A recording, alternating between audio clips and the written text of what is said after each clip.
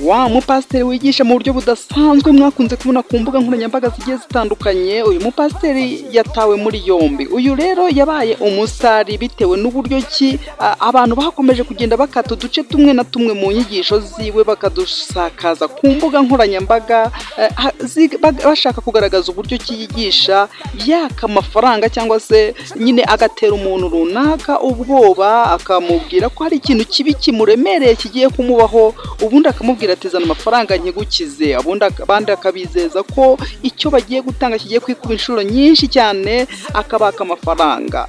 Ubu rero yatawe muri yombi kuko RIB Rwanda, ikigo cy'igihugu gishinzwe gukurikirana no kugenza ibyaha mu Rwanda, bahamutaye muri yombi kugira ngo bakurikirane ibintu bijyanye ibikubiye mu izi nyigisho ze. Yakunze kuzenguka ku mbuga nkoranyambaga zigiye zitandukanye, rero bigera no ku nzego zikomeye zimwe zitureberera, baravuga bati uyu muntu reka tumutaye muri yombi dukurikirane ibyiwe tubanze turebe ibyo ari byo. Hano kuri NET Media Kigali ntago tugiye kumushinja icyaha, ababishinzwe nibo bazabikurikirana bakatubwira icyavuyemo. Icyo tugiye kugurukaho aka kanya ni ukufata tumwe mu duce tw'inyigisho ziwe twabaye trending, twamamaye cyane, tugakwirakwira ku mbuga nkoranyambaga zigiye zitandukanye, twatubegeranyirije kugira ngo mwumve namwe uburyo uyu mupasiteri ndetse n'icyo azize.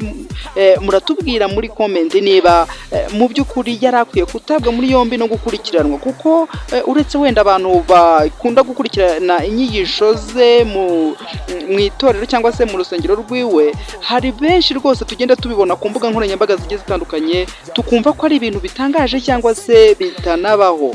Iyi ni NET Media Kigali, twatukwegeranyirije kugira ngo wumve nawe utubwire ibyo ari byo, ubundi nurangiza uduhe like, uduhe subscribe. Nimba utarigeze uyiduha rwose ntiwibagirwe kuduha ubufasha bwo gukora kuri subscribe. Murabizi ko kuri NET Media Kigali turi abambere kubagezaho utuntu nk'utu turi gutrendinga ku mbuga nkoranyambaga tuba twatangajwe. Ibintu byose biba byatangajwe ku mbuga nkoranyambaga tubibategurira mu mwanya muto cyane utabarambiye, mu masegonda make cyangwa se iminota mike cyane, tukabamara amatsiko tukongera tukajya kubategurira kandi kantu kari gutrendinga, kari hit, kagezweho, tukabagezaho mu buryo bwihuse, dukomeza gutyo. Abamaze kutumenyera hano kuri NET Media Kigali nuko dukora, tureba ikintu kigezweho kiri gutrendinga kiba cyatangajwe tukakibagezaho mu buryo bugufi butari bubarambire, ubundi tukagenda tukabashakira ikindi kintu kiri gutrendinga tukakibazanira. Iyi ni NET Media Kigali, tugiye kukugezaho aka kantu ko k'amasegonda make cyane, wumve uburyo n'ikintu uyu mupasiteri yazize, ndetse tureke kumushinja, turi buze tuzamenya neza ngo ese mu by'ukuri ibyo akurikiranweho akwiye kubihamwa agakurikiranwa n'amategeko cyangwa se bamureke n'ijambo ry'Imana.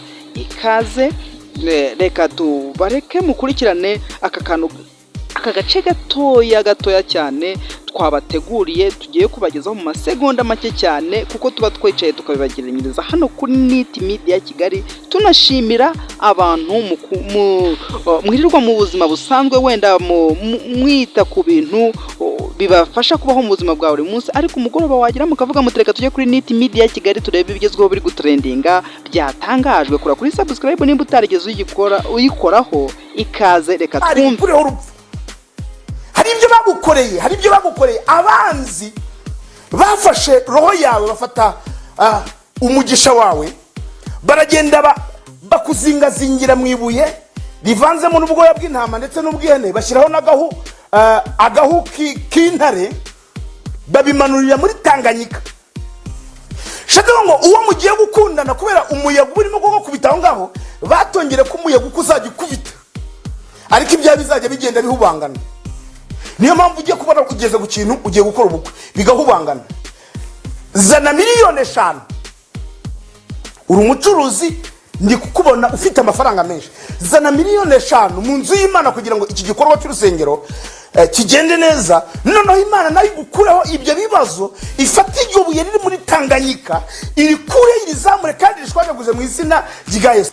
Wa mukobwa we, hari ibyo ndimo kukubonaho inzingo cyane zikomeye, zituma umaze igihe kinini udashaka. ntabwo nkuzi, nibo bwa mbere ubonanye nanjye, ufite amafaranga menshi ariko ntacyo kumariye, ndetse uhorana amarira. Ujya wifuza ngo ninde musore nabona ngo mpa amafaranga andongore antware. Washatse niwo watugira amafaranga uramubura. Imana irambwiye ngo uyu munsi nugira icyo ukora ugafata ku butunzi bwawe ukabuzana mu nzu y'Imana, uyu munsi nyuma y'iminsi 5 urabuta ubonye umugabo kandi ufite gahunda, mu kwezi kumwe muzaba mukoze ubukwe. Mukomere Imana amashyi, mukomere Imana amashyi. Ndimo kubona Imana irimo kugenda ikora ibitangaza. Mu kanya nitumara gusoza muze kunsanga mu biro bya Mushumba, bundi mbasengere kugira ngo iyo migisha ibagereho. Imana irambwiye ngo icyo ufite mu kiganza kora mu mufuka, icyo uzamuye bwa mbere icyo ufite, wazamura kontake, wazamura ifunguzo z'inzu, icyo ufite cyose mu kiganza cyawe, icyo uri bukozemo ikiganza gusa mu kiganza ukora mu mufuka, icyo uzamura cyose ukizane hano imbere y'Imana. Ngiye kubasengera kugira ngo ibyo mutanze Imana irahita ibakubira inshuro 5 mu cyumweru kimwe. Imana irabibakubira inshuro 5. Utanga imodoka imwe, niba ufite kontake ugatanga imodoka imwe, Imana irakuba imodoka 5 mu cyumweru kimwe. Urabonye imodoka 5. N'ubutanze inzu ugatanga imfunguzo z'inzu mu cyumweru kimwe, Imana irabikubye inshuro 5. Niba utanze amafaranga ayo ufite abe miliyoni, zira miliyoni 5 mu cyumweru kimwe. Zana ikibo, kirahari ikibo. Icyo mugiye gushyira mu kibo hano, icyo ugiye gushyira mu kibo, Imana igiye gukuba inshuro 5 mu cyumweru kimwe. Tubategurira twinshi turi kuzenguruka ku mbuga nkoranyambaga, tukabamara amatsiko mu minota nk'ibiri 3 yonyine, akavideo kagufi y'iminota 2 cyangwa 3 tukabamara amatsiko kuri NIT Media Kigali. Kora kuri subscribe nimba utaregeze uyikoraho, tujye dukomeza kubana buri kanya buri gihe uko tubonye amakuru ari gutrendinga abagezweho ashyushye muba mukeneye kumenya, kuko ntitubarambira tubategurira akantu k'iminota mike cyane.